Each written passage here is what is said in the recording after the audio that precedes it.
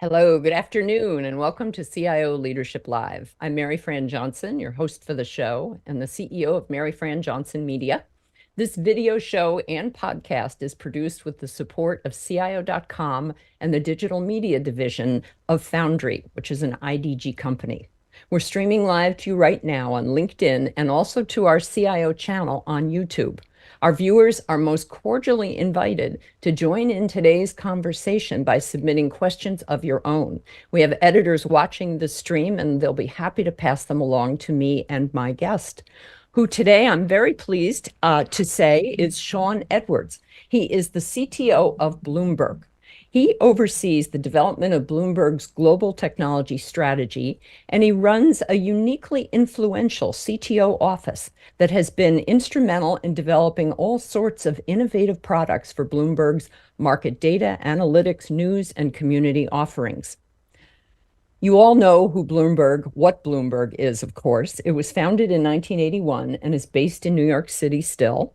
And Bloomberg provides economic, financial, and other real-time data, research, and information to financial companies and organizations around the world. As one of the world's leading financial media organizations, Bloomberg News produces roughly 5,000 stories a day. It's listed at number 33 now on Forbes' list of America's largest private companies, and it employs more than 21,000 around the world. Shawn has been with Bloomberg since 2003, and 5 years after he got there, in 2008, he created the CTO office, where he assembled what is today a team of about 300 IT experts working on everything from leading-edge tech research and user experience design to product management. His CTO office also runs Bloomberg's information security, its risk and compliance offices, and the company's overall machine learning strategy. In partnership with Bloomberg's AI engineering group, his team today works directly with academic researchers from top universities around the world on new ways to apply machine learning and AI to finance. And one of the most critical recent growth initiatives at Bloomberg, which we'll be talking about on today's show, was the creation of a new line of products centered around alternative data, which promises to become an essential aspect of Bloomberg's financial analytics. Before he joined Bloomberg, Shawn worked for Bear Stearns and Company as the managing director in the fixed income trading group, and he's also held positions at Mentor Graphics and IBM. Shawn, it's great to have you here. Thank you. It's great to be here, Maryfran. Thank you for having me.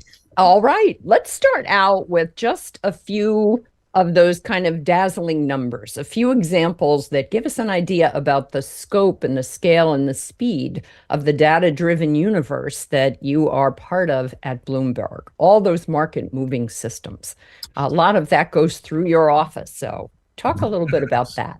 Yeah, the financial markets where we sit, the capital markets, is I think in a unique position in the world of dealing with a huge amount of heterogeneous data. Just to give you a few data points, Bloomberg ingests over 300 billion messages from exchanges around the world. We call them ticks. Every single day. And so just as a comparison, the number of tweets that go on Twitter, their peak was about 500 million a day. That kind of gives you the comparison. And we take every one of those messages and we have to process it. It's not just about taking it and passing it on. We have to normalize it. We do calculations on it, real-time calculations. We store it. We distribute it around the world, and it kicks off massive amounts of calculations on it. Another data point. That's kind of from the world of structured data. The unstructured data world, we ingest over 2.5 million documents every day of various types.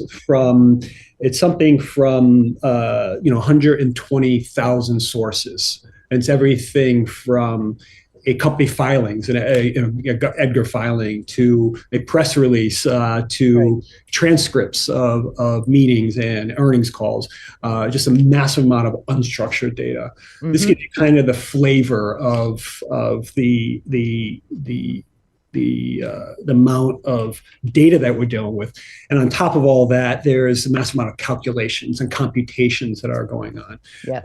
Notional value traded through our or exchanged through some of our systems is in trillions of dollars. And so it's a very large world, and it's heterogeneous. We're not dealing with one type of calculation or one type of data source, which I find fascinating and interesting.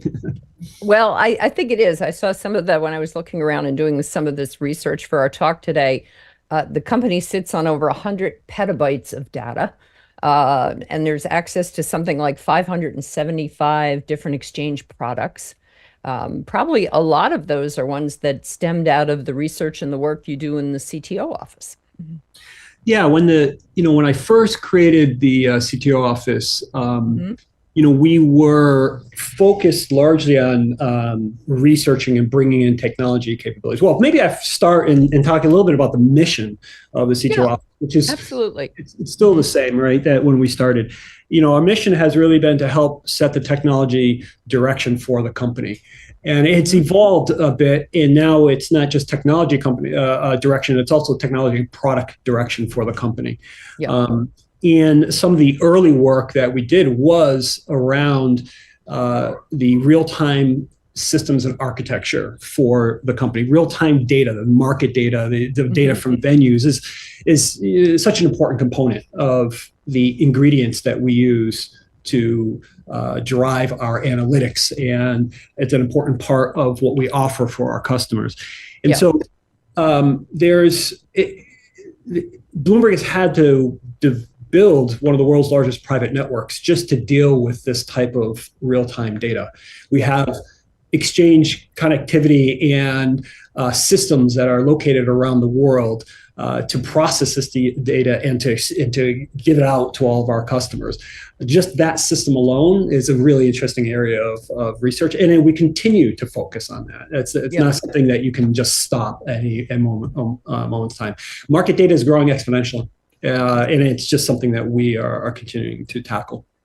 Well, and when we first started talking about this, one of the things you said about the strategic focus of your office there is that the first hat that you wear, and you have a lot of hats that you wear, the first one is collaboration, that you're also working with, your team is about 300 people, but you are very deeply tapped into the engineering, the global engineering group, which is some 8,000 data and systems engineers. That's right. Do I have that right? That's about right. Yeah, it's growing every day. So the number does change, quite frankly. Oh, okay. Growing wise. Yeah. So yes. So we wear a couple different hats. In my team helps lead the research for both technology and product ideas. And we do that in very hands-on fashion. We build prototypes in the lab with our engineering partners, with our product people. We collaborate with lots of teams internally, our sales team, operations team. We also lead the efforts with our collaborations with the broader tech community. And so we establish and run the open source office.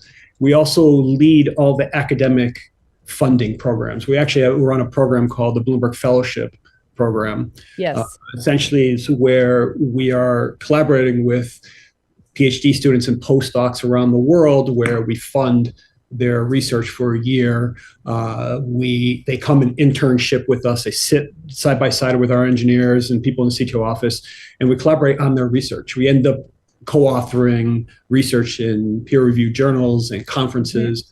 It's in a fantastic way. Both of those are a fantastic way to stay on top of some of the most interesting innovations in science and infrastructure and technology. Clearly, the open source world is important. Just like any modern tech company, open source software, we use open source software throughout our tech stack, from everywhere from the developer tools to the infrastructure to some of our most advanced analytic systems, including AI systems. And so we are in the research phase. In that hat, we are doing a lot of experimentation. We're doing a lot of communication about these ideas. Now, one thing to point out, though, is that this research is very directed. This is not in the days of the Bell Labs or, Watson Research Center, where we're doing fundamental scientific research. This is all about what types of problems do we think we have to tackle to solve, to bring really interesting products and to solve our customers' problems. So it's very direct. And we try to optimize from research to products as quickly as possible. We try to shorten that time. Yeah. So the other hat we wear is that we are product managers. And so when some of these ideas make sense and we socialize them and we are starting to develop them into capabilities or infrastructure or external products, our other hat we wear is we're the product managers for those systems and those solutions. So my team happens to be the product manager for most of our core infrastructure at Bloomberg. Okay. And when you say, and Shawn, when you say you're product managers, you're referring to the kind of product management where you don't just create the product and hand it over, you stay with it for the lifetime of it, essentially. How long ago did your CTO office expand into that? Because in a lot of companies, product management is a reasonably newer function for the IT organizations. It could be they've been doing it maybe for 3 to 5 years, but not much longer than that. We did it in phases, and it wasn't a kind of a clear delineation. Bloomberg has always had a very strong product culture. Yeah. They just use different terminology.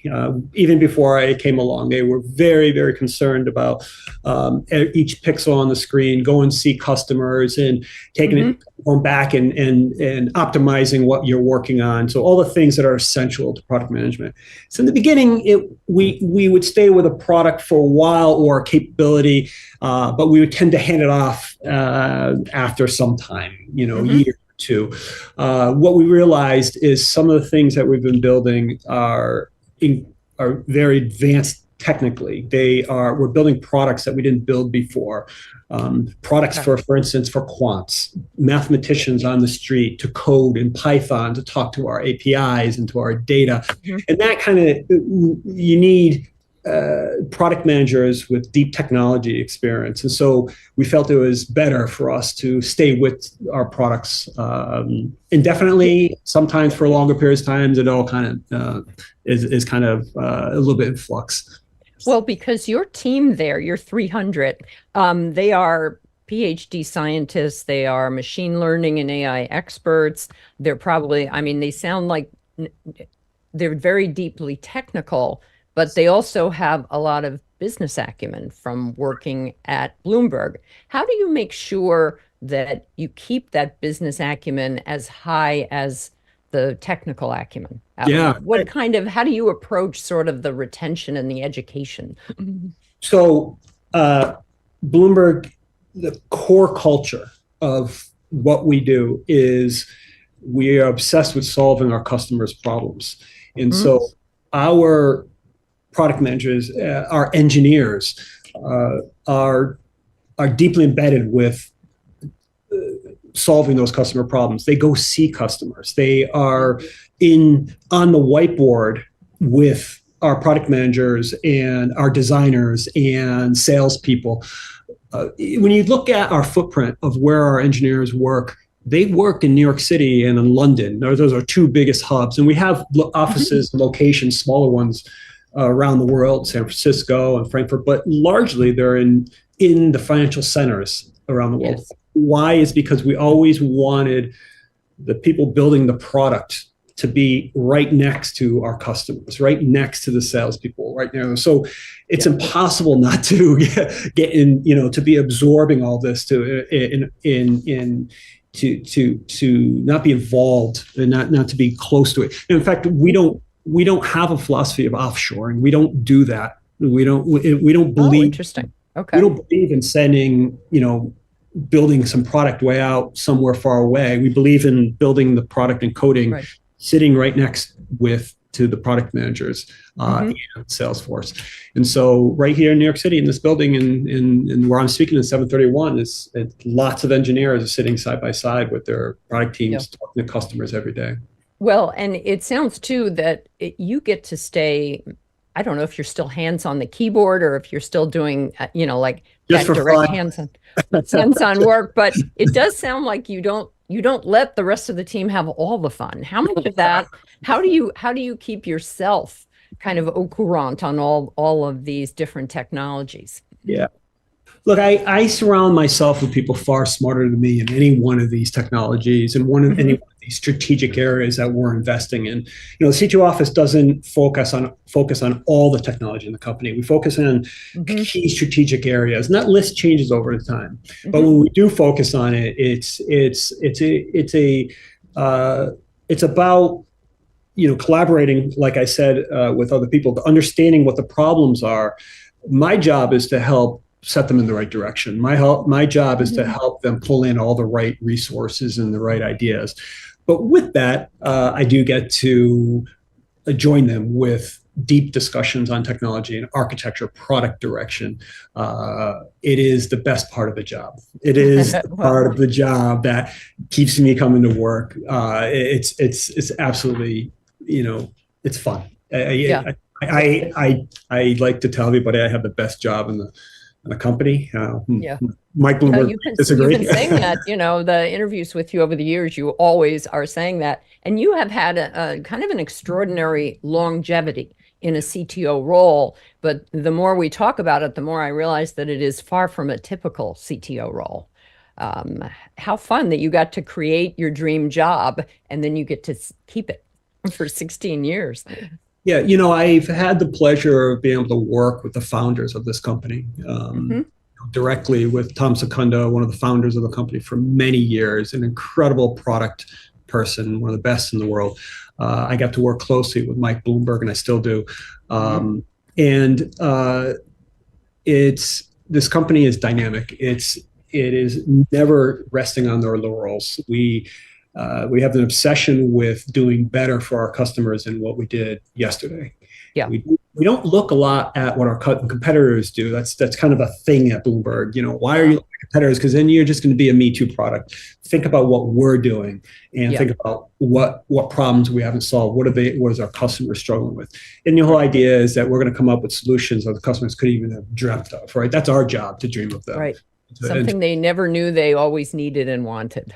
Yeah. And so, but the other thing is that Bloomberg is a place where people spend a lot of time on, a lot of time at. They spend their careers here. I'm 20 years here.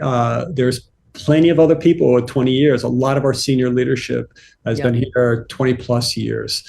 It is a place where if you're the right type of person and the right personality, it's an amazing place to work. And I think that I've been here for so long, but the length of tenureship, I think, shows that for a lot of. Yeah.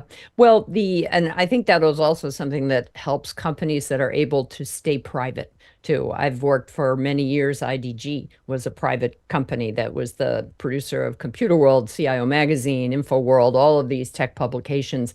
And it was quite wonderful to be part of a private, because you get more of a focused view of what the company should be and what the mission is and that sort of thing. I wanted to veer away a little bit before we get into talking more about AI and the new alternative data initiatives that you've mentioned. I wanted to go up to that kind of big picture view across the financial services industry. And this was something I asked you before when we were preparing for this, about what your industry peers are struggling with the most today. And I was a little surprised to find out that it's still data. It's still the massive amounts of data. Talk about why that is. I mean, it almost feels like, especially to people who don't work with data at the kind of depth and levels that you all do, it seems like, why can't we get our arms around this finally once and for all in businesses? There's one thing about collecting data and storing it and having search engines to point at it. And I think the world is, both private or proprietary and open source software has really made that kind of almost a solved problem. But what you quickly find when you're trying to use data, that it's so much more than access to the data. In order to be able to generate insights out of data, to really understand what's going on in the world, the data has to be linked. The data has to be processed and organized in a way that you can ask the right questions, that you can derive insights out of them. And so the part that I think a lot of people realize now, and Bloomberg realized from day one, is that domain expertise has to go in hand with data. And so we have been collecting high quality data for over 40 years. It's a great asset that we have. But it wasn't the fact that we were just collecting the data. It was the fact that we had teams and teams of people who became experts and understood every facet of that data. It understood what was good, what was bad, understood how to process it, but more importantly, understood its place with relationship to all the other data and other systems that we have. Right. Having a pile of data is one thing. Using it is usually very, very hard. I'll just give an example. It's often quoted that, 80% of a quant's job, a mathematician's job on the street, is just processing data, getting the data into the right form. And that's a lot of time that people are doing that. That's time spent not generating some other insight that you could have been generating. It's time spent away from looking at the other idea. And so even at Bloomberg, we've been rethinking and reimagining how even our structured data, and we'll get to unstructured data, I'm sure we'll talk about that with the AI. But even the data we've been collecting for many years, we used it very effectively in certain ways. But then when we started thinking about building cross-asset class analytics, being able to look at a query across all of our data domains, looking at bond information and company information, but also macro information or even weather information. How do you make that simple to be able to ask a question that joins across all of them? It's non-trivial. So we have been spending a lot of time modeling our data, creating this unified Bloomberg model, data model, that joins and captures all the relationships between these entities and these objects. We built, as far as we know, one of the largest knowledge graphs there is, which captures these relationships, which allows you to traverse through this data to in kind of the nth order, if you will, or almost indefinite kind of traversal through relationships through this data. And it allows you to ask questions you couldn't ask before if you didn't organize it this way, if you didn't connect it in this way. And so data is still a very hard problem.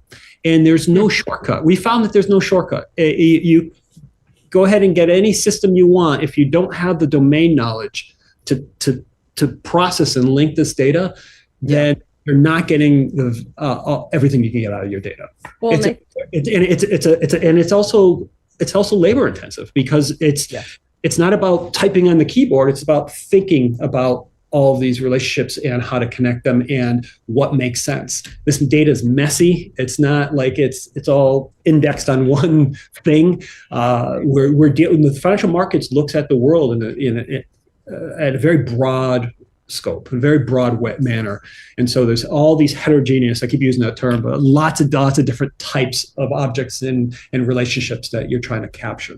Right. Well, and I think about how many companies, especially in the last 5 years, have created an entire chief data officer position that often sits, at the same level and right next to a CIO or a CTO. I don't know. Do you have a position like that at Bloomberg, or is that essentially what you're doing in the CTO office? No, we do have we have the global head of data. We have a data division. They operate different from a lot of those chief data officers at the, let's say, the banks. Our head of data is a person who runs the organization that's responsible for ingestion and processing and a lot of it, this person has a lot of the domain experts who are the initial creating the initial insights on that data, which then gets to other teams and they use it to power their analytics. And so I would say it's a different kind of job. But we do have somebody who is globally looking at our data assets. All right. One of the other areas that we had talked about, and I'm kind of itching to get into it too. It's about the AI. About when you and I talked about AI, you said, well, there's a really big whoop right now about genAI, but we've been doing AI, we've been ingesting AI for 15 years. So, and it's reminiscent to me a little of some of the other CIOs I've talked with. They're like, we're not exactly new to AI. It's just generative AI has so captured the minds of marketers and CEOs and probably more people who don't really understand the complexities of data, like folks like you would. But let's talk about what you're doing in that area, because you said you've got a whole story around genAI and you like to talk about it. So let's go ahead and veer over to that. Well, let's start with AI in general, right? So you mentioned we have been building machine learning models for over 15 years. We have hundreds, if not thousands, of models running in production right now, who are doing doing everything from processing this massive amount of data that I mentioned, that ingest of data. We have it. We're building analytics and insights and creating new data sets using it. We also use it directly in our terminal.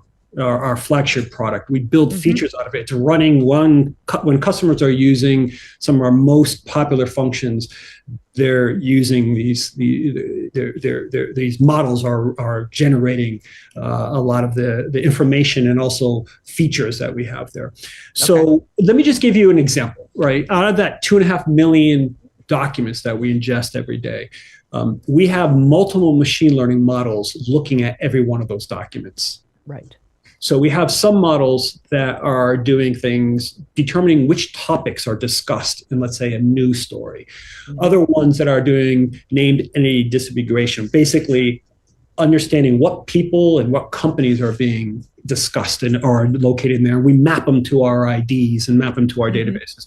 We have other ones doing things like sentiment analysis. So this is all in the unstructured world. We have other models that are generating, prices for bonds in the over-the-counter market, generating prices for bonds that are illiquid. And so this is our bread and butter. This is something that we are using every single day. So it is kind of funny when, people are excited about AI. It is great. It's an exciting field. We've been talking about it for years. It's something we've been building up our capabilities for quite a while. So we have an established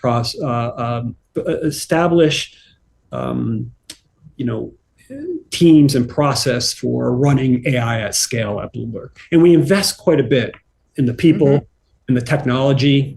We have a very large data science platform. You can imagine what that is. Lots of interesting software running on a massive amount of GPUs. We collaborate with everyone on the domain aspects of building any of these products. Any of these models are always built with the domain experts I mentioned before, the subject matter experts in all these different fields, whether they're in our data team or in our product team. We're always building our AI models hand in hand with them. We're using AI. We're using our rich data sets in AI, and we're using AI to enhance our data sets. So it's a kind of virtuous. Now, but getting to genAI, it's really interesting. This all obviously captured the world's attention when OpenAI released their product, and now my uncle and aunt are coming to talk to me about AI on their phone, right? And they must sit you down and say, Shawn, you do this kind of stuff, don't you? What should I be worried about this? Should I be excited about it? And I fortunately, you told me one of your functions at one of the kind of uppercase things that you do at Bloomberg is that you keep silly stuff from invading the company. Like you don't chase every technology trend out there. We had an interesting chat about blockchain and how everybody wanted to throw lots of dollars at that, and you guys looked at it and said, it's really just another database, let's not get carried away. Exactly. We looked at it from a first principles kind of approach and said, Right. it's a database that has these properties. When do we need these properties? And, we talked to everybody at that time, almost everybody on the West Coast, East Coast. And we held my ground and and we were right. This was, we don't need blockchain to solve the problems that we have. And I think it's kind of died down. And so you're absolutely right. I often joke and say half my job is keeping the silly things out of the company. But genAI is not a silly thing. All right, that does not apply. It is. We are convinced that large language models will play an important role in solving the kinds of problems we're solving. However, there has been a tremendous amount of hype, and I think everybody now kind of has been writing about 2024 as kind of where everybody comes down from the high and the excitement of the overhype, and people are going to realize that it's not everything that people are saying. So we were never in the camp that generative AI is the solution to the problems. We have a particular philosophy on how we think about large language models. First of all, these models operate very differently from our existing AI models, right? So the first thing to say is that these models are more general. These models out of the box, you can actually do this. You can ask it to do sentiment analysis. You can do information extraction. You can do a lot of those things where we've built previous, individual models for. Now, the point I want to make, though, is that we will continue to invest and build let's call them traditional AI models, which is kind of funny. Just 6 months ago, they're the state of the art, and they still are, because we operate at this very interesting intersection of constraints. I mentioned that we ingest a massive amount of data, so huge volume, but we also operate at often our processing and our analytics have to operate at a very low latency, and so we operate usually in the tens of milliseconds to do a lot of our processing, and so that's unlike many other tech firms. They usually can take a little time to deliver a message or to analyze something. And the other constraint is our precision has to be extremely high. Bloomberg is a trusted source of information on the street. And so we have to have correct numbers. So this intersection of those three constraints usually means that we have to build very, very high precision models, very custom tuned for a particular problem that can operate at low latency. And we obsess on the quality of that. And so large language models might be able to do sentiment analysis, but they do it in a very slow fashion. It takes seconds to get an answer, et cetera. They're not there yet to process the amount of data that we have. The accuracy is a big problem, right? Well, I'll get to that in a second. So let me finish the kind of interesting, the interesting part, the positives, right? They're general. They have a broad knowledge of the world. They trained on huge amount of data. They really do know, in quotes, understand a lot of parts of the world, a lot of different topics that you can talk about with it. And the interesting other thing is that they're accessible. You program them through language. You give them sentences and paragraphs. Yes. And all of our other models, you need a AI engineer to program with Python or CUDA or something. You need some kind of quant background. Yes, you can't just wander in and talk to it. And so it really opens the door to it. But now the challenges are, like I was just getting to, is that there have some limitations. And I think that's what the world is kind of finding right now. They hallucinate. Right? They give wrong answers. There's no ground truth in these models. They are predicting the next word. Ultimately, these large language models, they do it in a very incredibly interesting way and very advanced way. But ultimately, they have a statistical view of what the next word should be in a sentence. That's different from having a ground truth. So they hallucinate. They give wrong, factual, wrong answers. They create a kind of science fiction view. of the data. Most of the time it's good, but you don't. They do give wrong answers enough of the time that it's tough to use it for a problem where you need super high accuracy. The other problem is that they don't really understand logical reasoning all that well. They don't do math. They don't understand a temporal information, the temporal nature of information that you trained it on. So there's limitations. And so our philosophy on this is that they're still useful. They're still useful in a way that if you combine it with our trusted data and our trusted analytics, we can use it to, we can use their properties of understanding language.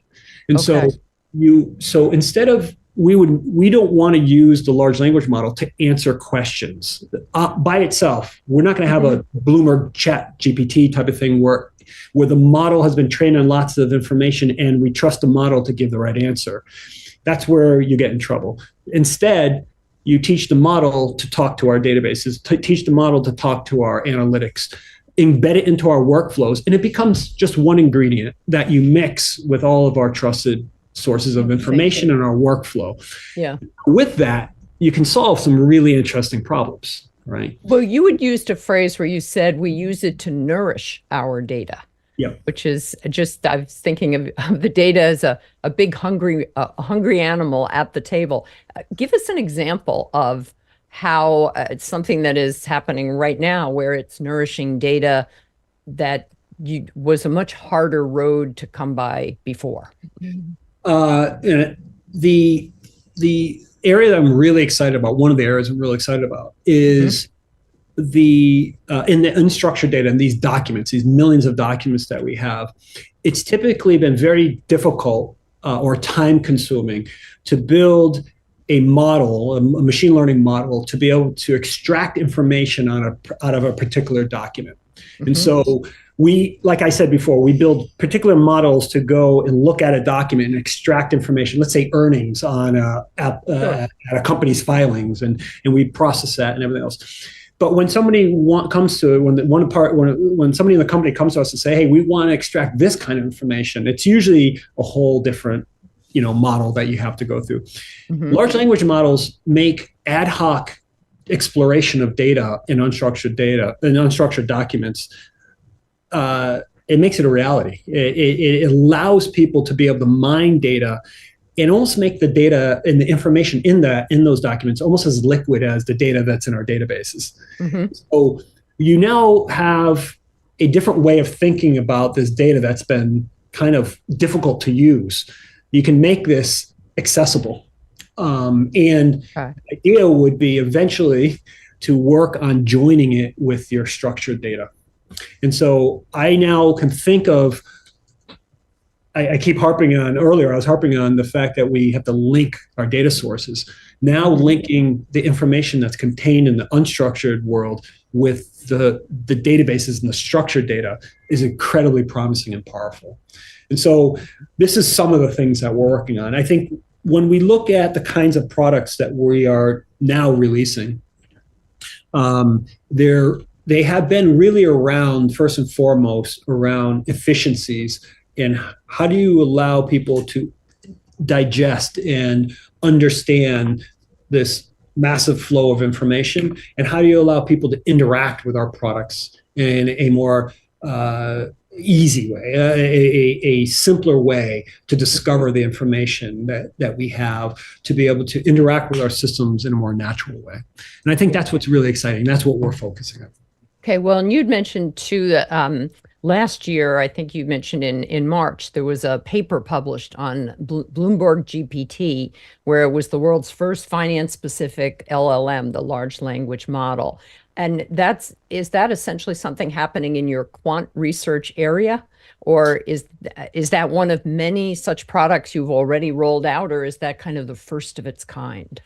So that was a research project that, as an example of the kinds of research that we do, both the CTO office and our engineering teams, our AI engineering teams, partnered on exploring how would we go about building a domain-specific large language model for finance, as you mentioned.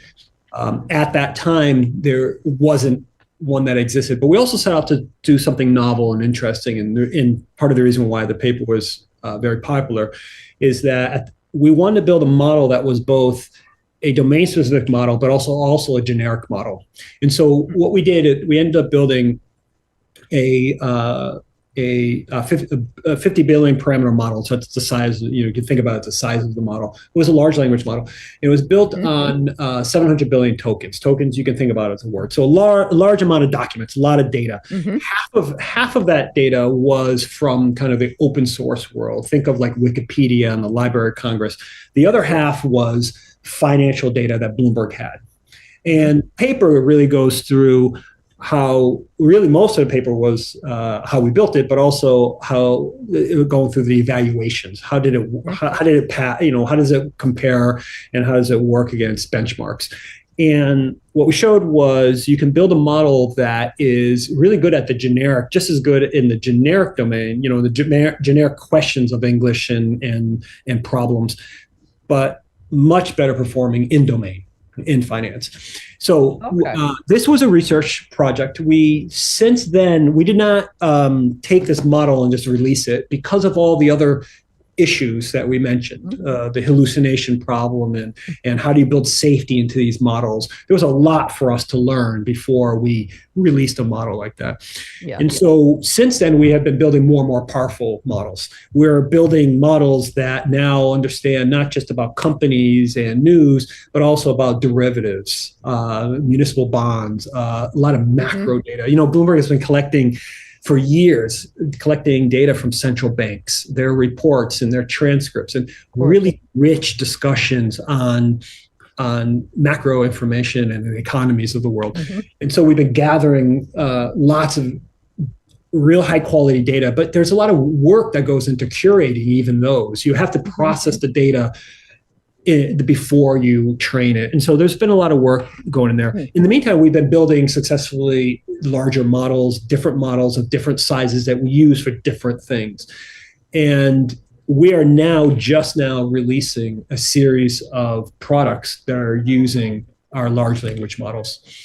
We just released this week our first product that uses large language models, and it's an earnings call transcript summarization, an AI generated summaries of earnings call transcripts. And we do it in a different way, I think, than most other people doing it, in a very interesting way. And so much time was spent to make sure it's accurate, it doesn't hallucinate. So there's a lot of processing that goes along. It's not just sticking a large language model and saying, go ahead and summarize it. There's much more to it than that. And there's a lot of checks to make sure that it's doing the right thing and training on those models. This is just the first of a series of products that we have that will be coming out in the next several months and throughout the year that are really advancing the state of the art for people to, state of the art of use of AI, but more importantly, we're solving customer problems. Transcripts in themselves, right? If you think about the problem we're solving, analysts are inundated with lots of information, sell-side reports, et cetera. But during earnings call season, they have to either sit through hours of these calls and also read other companies' calls. Sometimes they cover other companies interpreting the calls. I know I've read some of those myself, and I think if I had to read more than one or two a day, I would get a little suicidal. They are just they're very dense. We're helping our users be able to get what's the essence, what's the most important things that were said in that call. But we can also bring to light some of our structured data to give people context. And so when a CEO gives guidance or CFO gives guidance on a particular,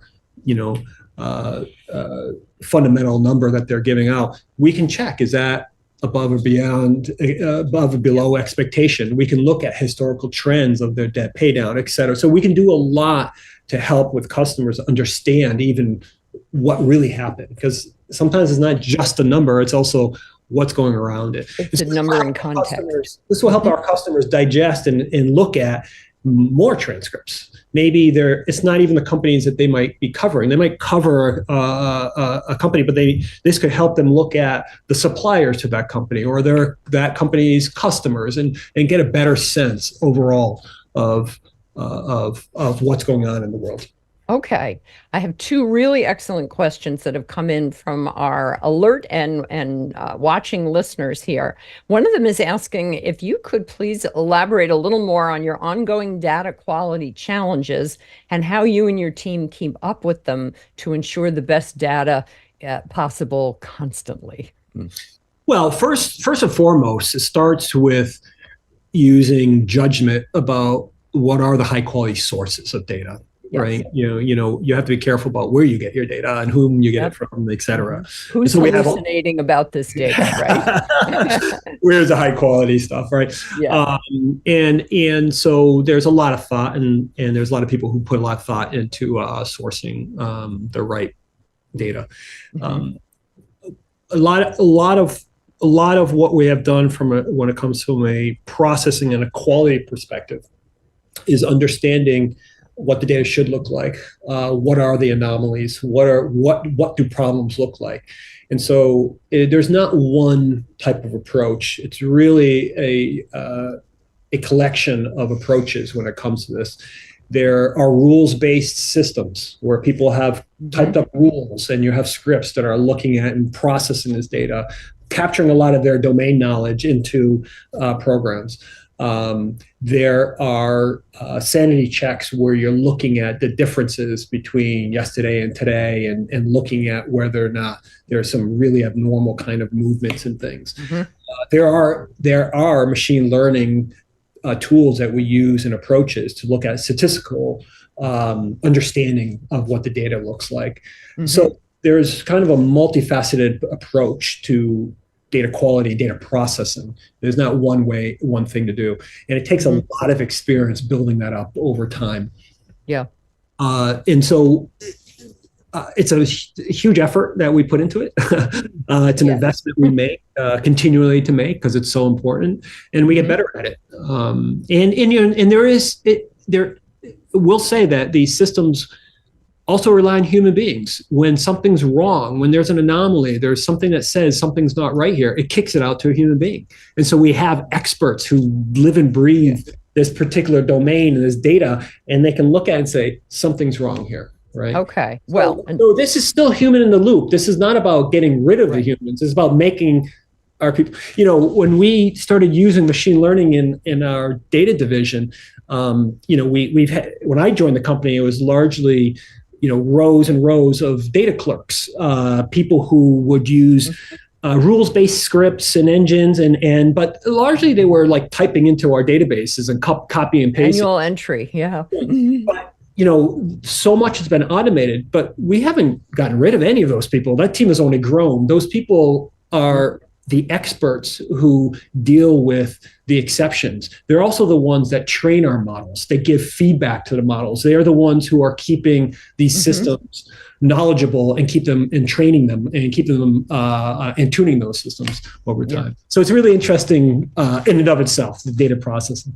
Yes. Well, there was another question too about, and this gets into the security aspects of data. Are there any insights from you on how to tackle the data security issue, especially in an AI-enabled world of the future?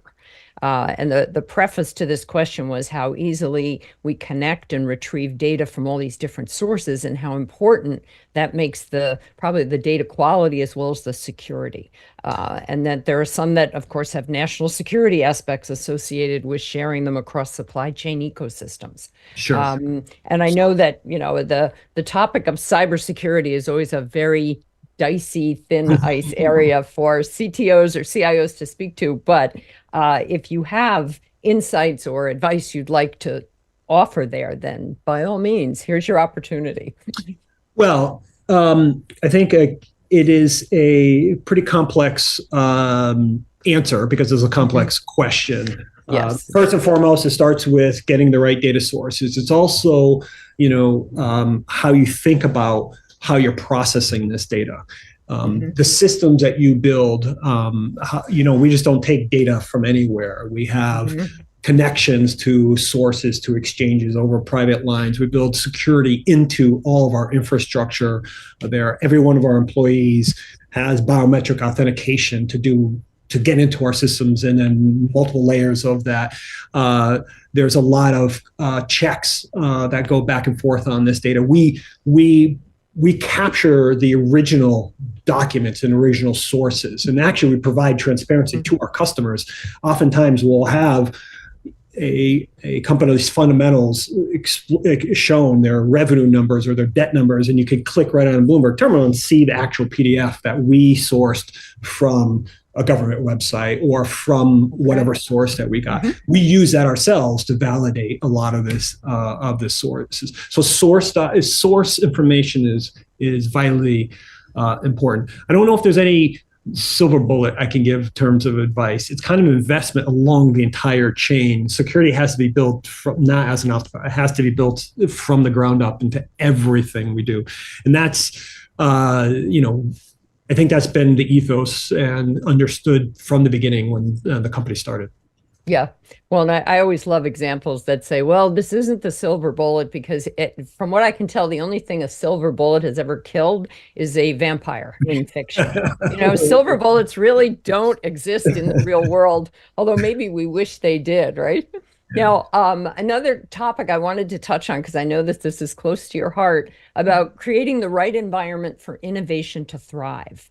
And it's pretty clear how you're doing that today in your 16-year career as the CTO at Bloomberg. How has the way you approach that changed or adapted or matured over time?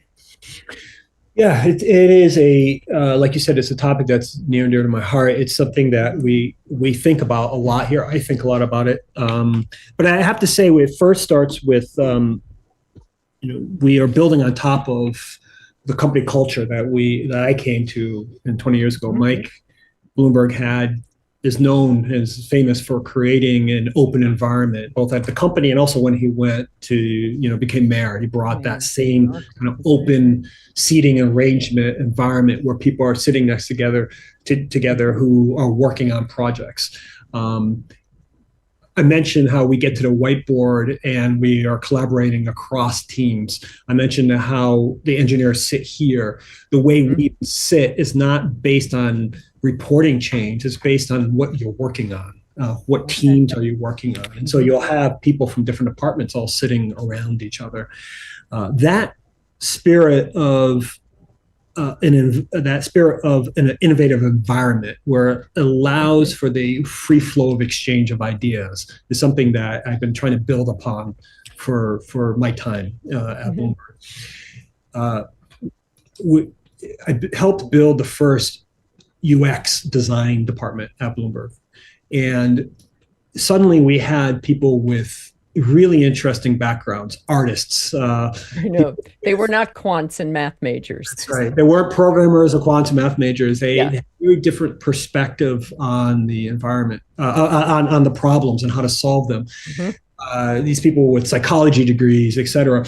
And it really, this was some time ago when I first started, and it really drove home this concept that if we could create an environment where we have a collection of different disciplines, a collection of different backgrounds, people from very diverse,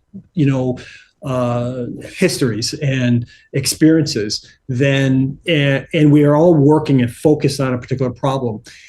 What I saw was incredible exchange of ideas, a really challenging of the ideas, and you have to foster that environment. That challenging ideas is okay. Yes, that's psychological safety. I've heard that called recently. Yes, if you can build upon that, then and really encourage people, then I think you can get some of the best solutions out of people. You can get the best ideas, and it creates an incredible environment for people to thrive, and they're all learning from each other. And so I've been trying to do that and drive home the idea that we are really dependent on each other. The best ideas don't necessarily come from the researcher who might be an expert in the idea. The best idea might come from a salesperson or an operations person. A really great idea can come from our customers. A really great idea can come from really almost anywhere. We have to be open to accepting those ideas and challenging our way of thinking.